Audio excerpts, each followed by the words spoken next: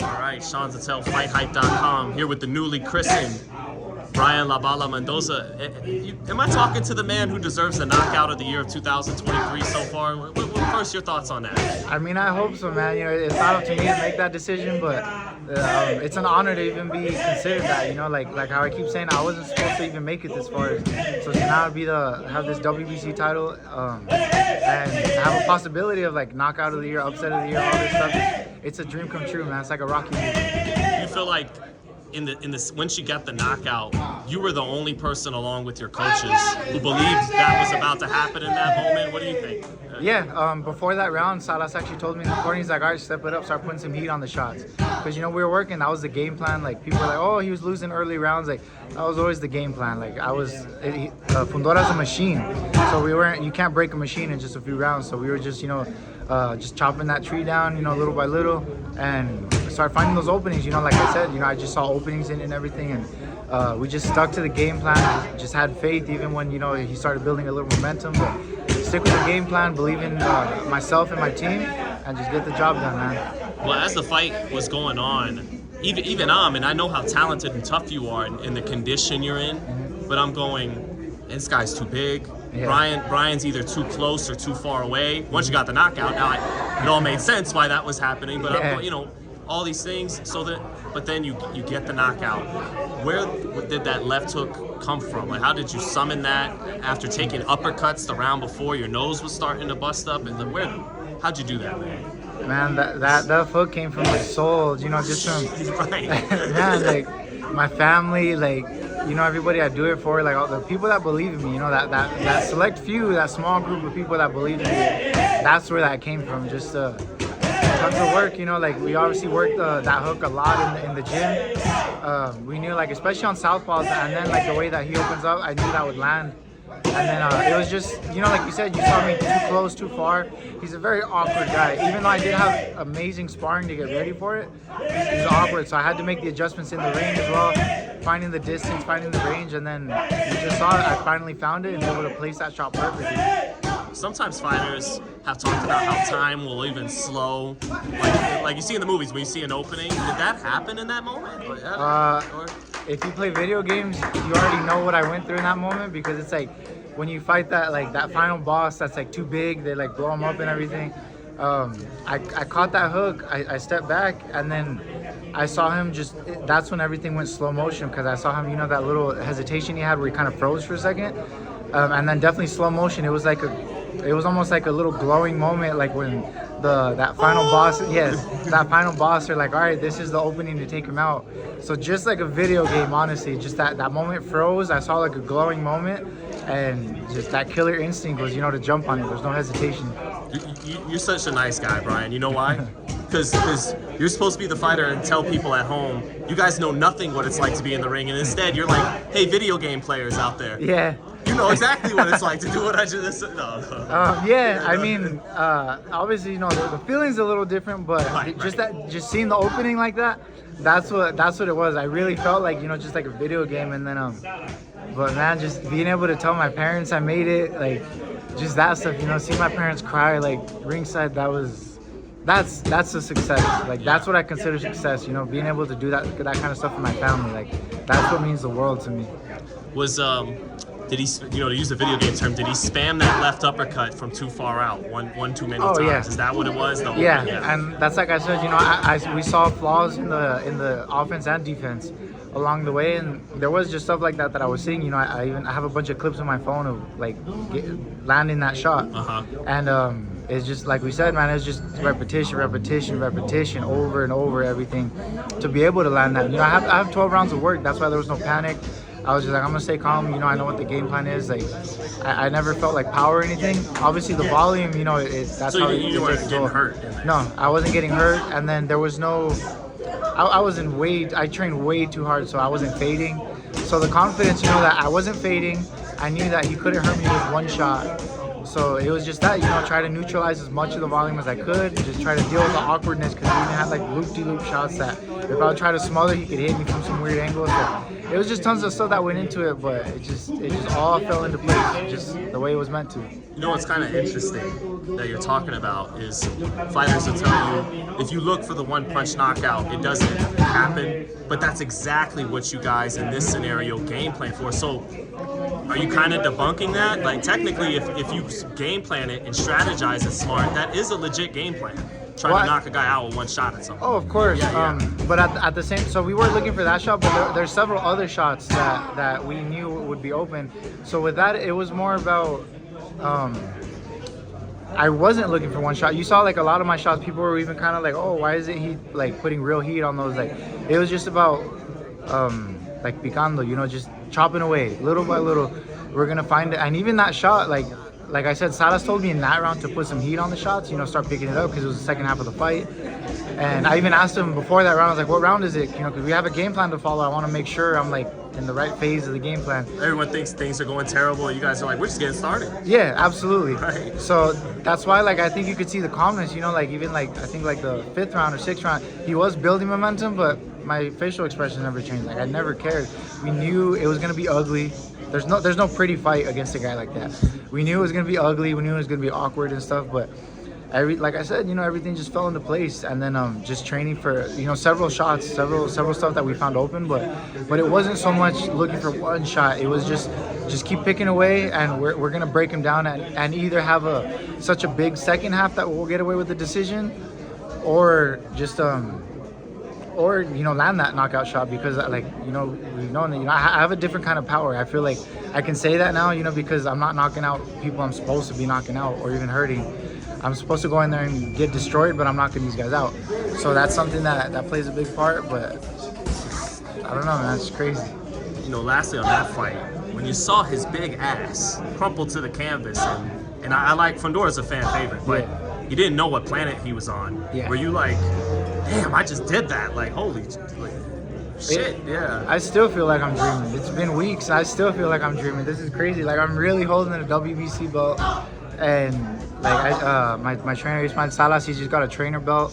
Just all the recognition and everything has been insane. But I feel like, you know, I'm living proof now that hard work pays off, because you've been interviewing me for years. Like you've seen a lot of like the ups and downs and everything, and just when everybody counted me out, just all this stuff. But just believe in yourself, work hard, and truly anything's possible. Well, it was a happy moment to see happen for you, because you've always been, you know, so kind to everybody in the sport, you know. So I'm happy for you, brother. Thank you. But the fans will say, they'll say that's a nice belt you got there. But if you want the real belt, you got to see Jermell Charlo. What do you think about that? That's the first thing I want. If I could get that next, I'm low key, well, not low key, I'm high key hoping that the Tim Tszyu fight falls apart, right? So I can jump in there, because I know they're trying to get that fight set up. But I just told my team, you know, same thing. The way I took the Rosario fight on 10 days notice, the way I took this fight, I didn't even really negotiate it. I said, please just get me that fight. Like, I know I can pull it off.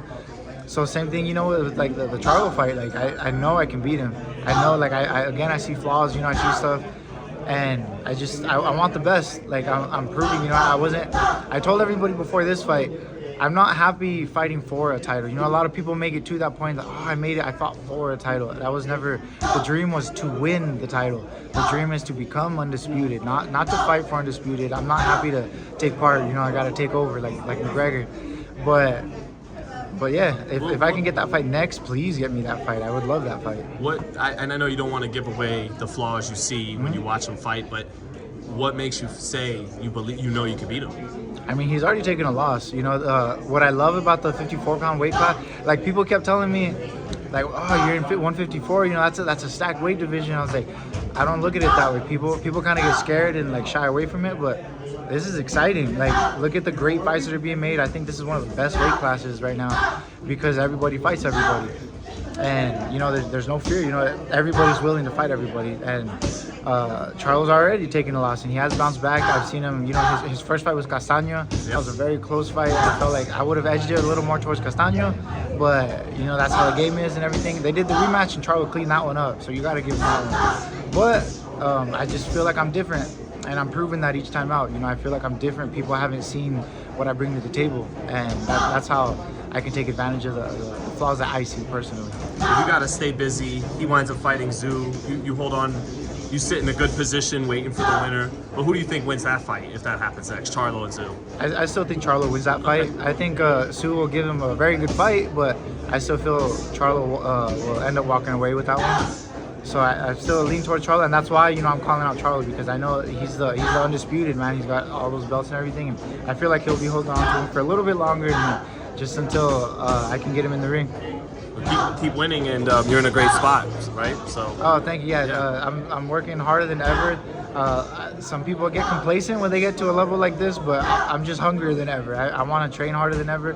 I'm already back in strength and conditioning with my coach Tony Brady, and we're already working just to level up. There's a lot of leveling up we got to do, and I already know what I got to work on, things I can improve, things I can, like, you know, just fix and everything through the last fight. So it's just gonna keep getting better, and you better believe we're gonna keep winning. And lastly, man, does it feel good to do this? Like, you know, you're Cuban American. You know, Salas, coming from his crazy story, had to escape to Asia. Now he's big time in the United States. Does it feel a little extra good doing it with someone like him? Absolutely. Yeah. He's from the same city in Cuba that my dad's from. My dad had to swim for his freedom.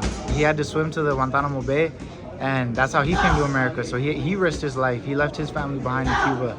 So to know that, sorry, that he went through those sacrifices, and I'm able to provide stuff like this, it's insane, man. Yeah, I see you get a little choked up talking about it, man. Yeah. So shout out to your pops, man. He was here, right, when you Yeah. got this belt today? Yeah, Okay. yeah, I had to have him here for that. And even my mom came on the Mariel. That was all those boats that came in the movie Scarface. She came on all those boats and everything. So really, it's just, it's I don't know how to put it, man. I just my family went through hell to get here. So I'm just trying to do my part. So some of you fighters are scary, man. You get tears in your eyes, love your parents, and then turn around, knock someone dead out with the left hook. That's some scary stuff, man. Yeah, it's everybody has a dark side. Everybody has a dark side, and boxing lets that outlet for me. You know, there's other sports for people, other, you know, celebrities have their things, but everybody has a dark side. You just have to find a healthy outlet to let it out, and that's why you see my face changes, my whole demeanor changes and everything. So in the ring, it's a different animal. I'm trying to hurt you. I'm trying to get you out of there and provide for my family, you know, do stuff like that. But out here, man, there's no need for all that. You know, this is who I am. So happy for you, Brian. Something like this couldn't happen to a better person in boxing. And now you're in your prime and got the biggest fights ahead of you, brother. Thank you for your time, man. Thank you so much, man. Thanks, man. Hi everyone, my name is Nancy Rodriguez. I'm from the World Boxing Council here, and I'm honored to represent the WBC and our president Mauricio Sulaiman for an amazing champion that we have with a great victory last month.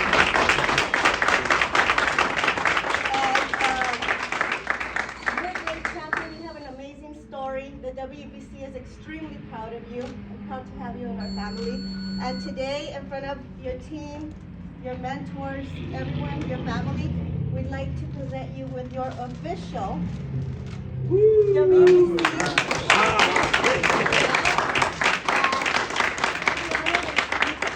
Yeah, thank you. We'll be on. And Mucho trabajo.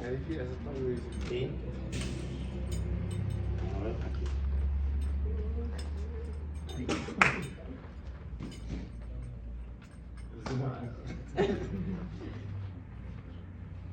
¿Está bien ahí, nen? Sí. Muy apretado, que ya está ¿Está muy apretado? Ya subiste peso ya. yeah. So here's your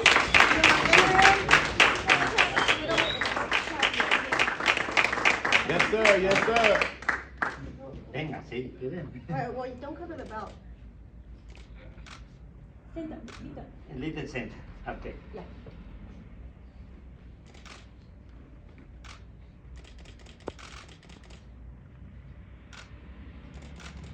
And Brian, I know you have a few words you want to say. Yeah, I'm just super grateful. You know, everybody here that played a part in this. It's just wild. You know, I wasn't supposed to be here, and this is just huge. That, you know, the hard work really pays off, because just none of this was supposed to happen. And profe, aquí te tenemos un regalito por toda la ayuda, el tremendo trabajo que has hecho conmigo y eso. Y no, estoy súper agradecido, tú sabes, todo el sacrificio, y hace 5 años. Un honor. 5 años de arduo trabajo. And you know, I like to say to everyone, you know, we're really very proud of Brian Mendoza. He materialized, you know, how many days and months and years sacrificing himself to get what he is right now. This WBC is, WBC 150 pound. It's an honor, you know, and thank you, Brian, and congratulations. Brian. Yeah. Regalo, coño. No se le enseña a quien tú sabes. So you guys, your WBC.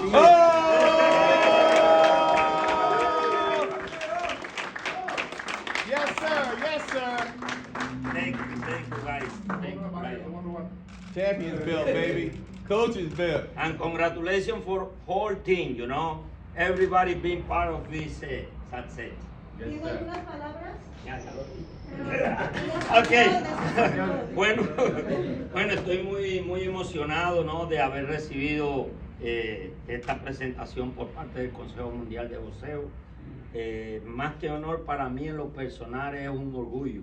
Y el honor es para alguien que se ha dedicado como Brian Mendoza.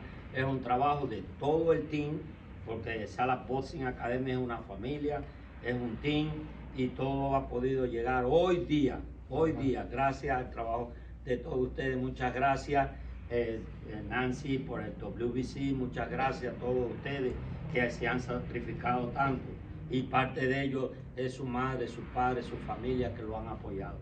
Gracias. Yes. Y me dijeron, cállate, coño.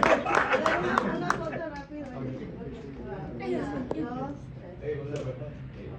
You guys got your photo ops? Una foto.